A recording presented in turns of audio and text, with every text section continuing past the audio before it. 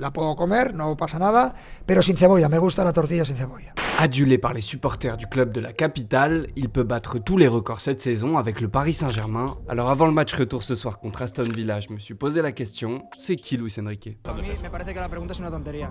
1. Un traître pour certains, une légende pour d'autres. Luis Enrique a été formé au Sporting Gijón avant de rejoindre le Real Madrid en 1991. Mais 5 ans plus tard, en fin de contrat, la légende Johan Cruyff, entraîneur à l'époque du Grand Barça, le veut absolument dans son effectif. Enrique porte alors les couleurs blaugrana, bleu et grenat du club catalan ennemi du Real pendant 8 saisons et finit même capitaine.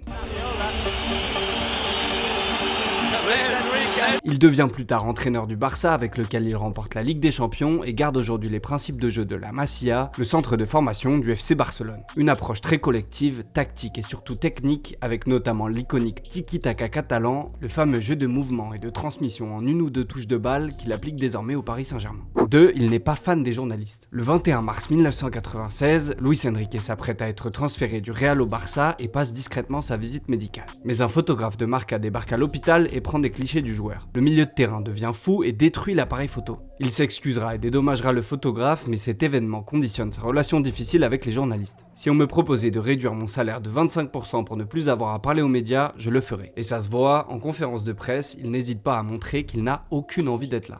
Est-ce qu'il va réintégrer l'équipe? Vous pouvez peut-être au moins nous donner l'information. 3. Il est coach et streamer. Lors de la Coupe du Monde 2022 au Qatar, alors sélectionneur de l'Espagne, il se lance sur Twitch. Il parle tactique, blague avec les supporters et parle librement. Se me escucha, se me ve, supongo que sí. 210.000 seguidores.